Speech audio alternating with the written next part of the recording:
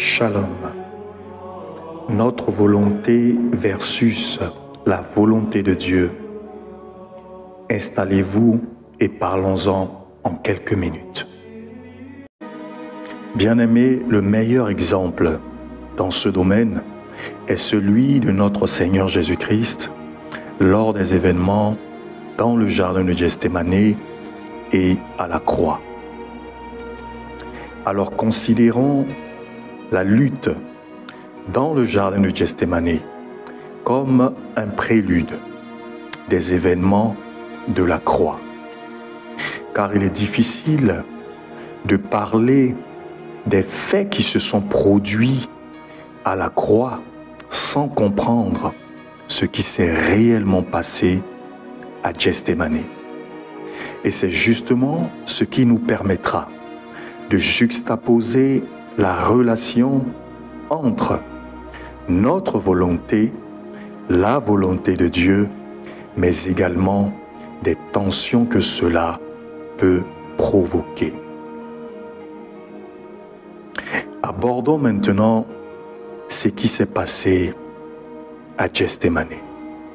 Luc chapitre 22, versets 39 à 44.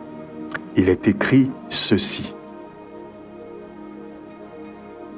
Après être sorti, il alla selon sa coutume à la montagne des Oliviers. Ses disciples le suivirent.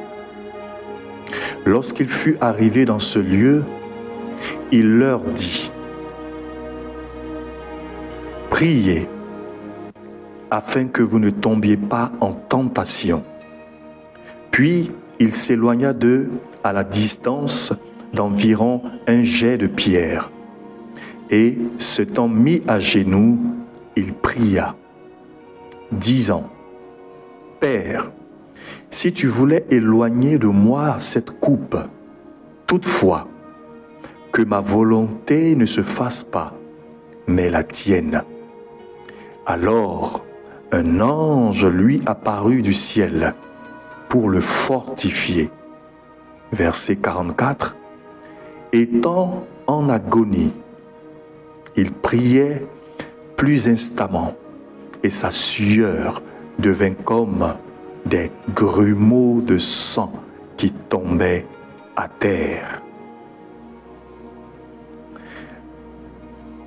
À partir de cette écriture, et spécialement au verset 44, nous pouvons aisément constater la tension et la pression que le Seigneur éprouvait en face de la volonté de Dieu comme la prochaine étape de sa mission sur terre.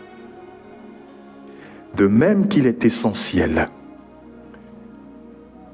de préciser que l'intensité de la bataille entre sa divinité et son humanité était si grande que son corps va subir un traumatisme, se manifestant par la condition d'un phénomène rare appelé l'hématidrose.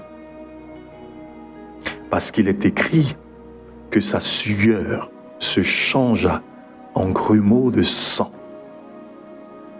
L'hématidrose est un dysfonctionnement des glandes, se traduisant par des épisodes de sueur sanguine spontanée en provenance d'une peau non traumatisée.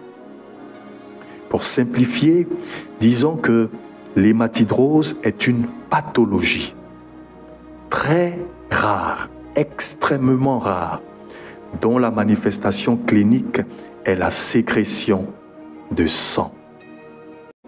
Dans le livre de Matthieu, chapitre 26, au verset 39, au verset 42 et au verset 44, le Seigneur Jésus va formuler la même prière à 3 reprises pour la possibilité que cette épreuve s'éloigne de lui.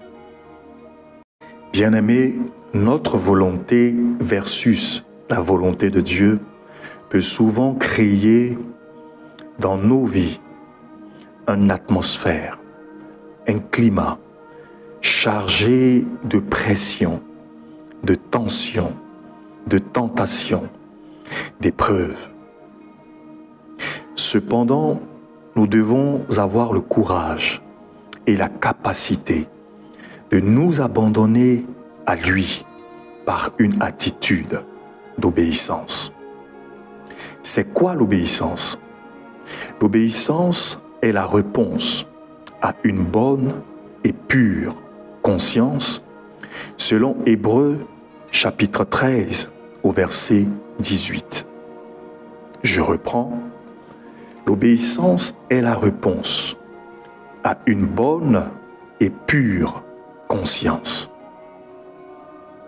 L'obéissance est aussi se dissocier de ses propres désirs, de ses propres ambitions, de ses propres aspirations, de sa propre volonté. Pour conclure, replongeons maintenant dans le contexte des faits qui ont eu lieu à la croix.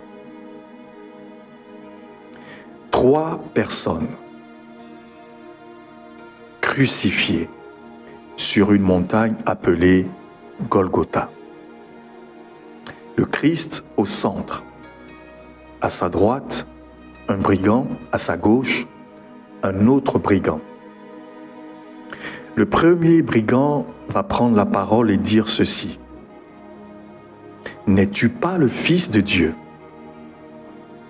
Si tu es le Fils de Dieu, sauve-toi et sauve-nous aussi. » Le second va rétorquer au premier et lui dire « N'as-tu pas la crainte de Dieu? Ce qui nous arrive n'est que justice, mais celui-ci n'a rien fait de mal. »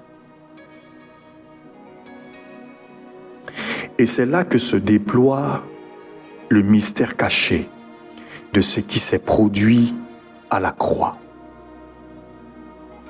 En premier lieu, j'aimerais dire que le premier brigand est mort dans le péché.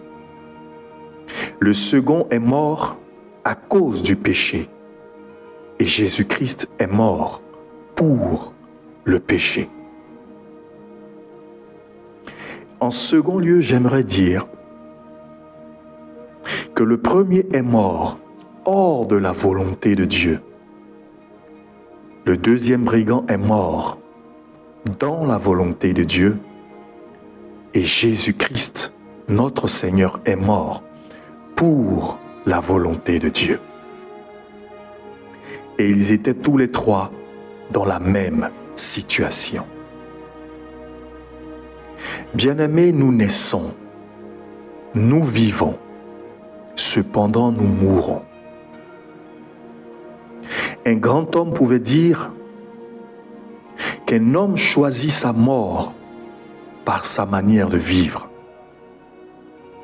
Voilà pourquoi je t'exhorte ce soir, frère, à faire le choix de la volonté de Dieu. Parce que c'est là que se cache notre salut. Le Seigneur Jésus-Christ pouvait dire dans les paroles de l'Évangile que faire la volonté pour lui, la volonté de son Père, pour lui était sa nourriture. Ce soir, Dieu nous appelle par cet éveil de l'esprit à prendre conscience et à nous abandonner totalement à lui. Sur ce, que Dieu vous bénisse. Merci pour la qualité de votre écoute. Shalom.